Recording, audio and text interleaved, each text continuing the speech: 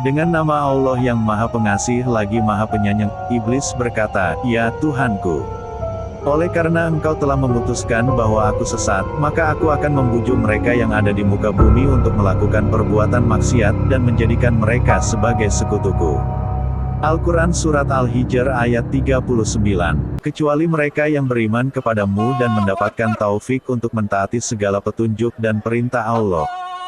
Al-Quran Surat Al-Hijr ayat 40, dan sejak itu perang telah menjadi bagian kehidupan manusia. Berapa banyak orang yang disucikan oleh keagungan Tuhan, dan berapa banyak orang yang mengabdikan hidupnya untuk menjalankan rencana mengerikan yang dibuat oleh setan.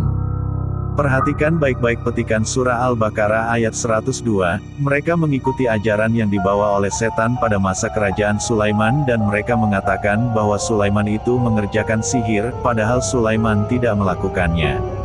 Hanya setan-setan itulah yang mengerjakan sihir. Mereka mengajarkan sihir kepada manusia dan apa yang diturunkan kepada dua orang malaikat di negeri Babil, yaitu Harut dan Marut, sedang keduanya tidak mengajarkan sesuatu kepada seorang pun sebelum mengatakan, "Sesungguhnya kami hanya cobaan bagimu, sebab itu janganlah kamu kafir." Maka mereka mempelajari dari kedua malaikat tersebut cara untuk menaburkan perselisihan antara suami dan istri. Dan mereka itu tidak memberi mudarat dengan sihirnya kepada seorang pun, kecuali dengan izin Allah. Mereka mempelajari sesuatu yang menguntungkan mereka, bukan yang membawa manfaat bagi umat manusia. Dan sesungguhnya mereka mengetahui bahwa barang siapa yang menukar kitab Allah dengan ilmu sihir, maka tidak ada kebahagiaan baginya di akhirat, dan terkutuklah mereka yang sengaja menggadaikan jiwa mereka kepada ilmu sihir, kalau mereka mengetahui. Jadi apa makna di balik ayat tersebut? 20 tahun setelah Yerusalem diambil alih, The Dome of the Rock atau Kubah Sakrah direbut oleh sekelompok prajurit biarawan, yaitu Ksatria Kuil Sulaiman atau The Knight of the Temple of Solomon, atau Ksatria Templar. Di Yerusalem, mereka mulai semakin jauh menyimpang dari ajaran Kristen, mereka mempelajari ajaran rahasia Kabbalah, yaitu bentuk kuno ilmu sihir kaum Yahudi, beserta beberapa tulisan dan ritual hitam.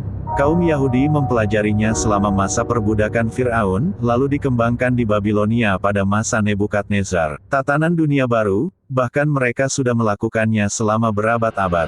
Dari balik bayang-bayang, mereka memprakarsai perang-perang besar, revolusi, dan resesi ekonomi. Mereka mengontrol semua hal yang Anda baca, dengar, dan lihat. Mereka berusaha untuk mendoktrin seluruh populasi manusia dengan cara berpikir mereka, dan menyusupkan orang-orang mereka di posisi tertinggi.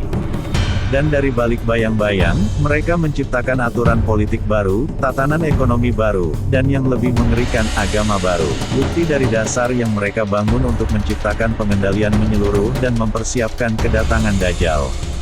Kini telah ada di sekitar kita.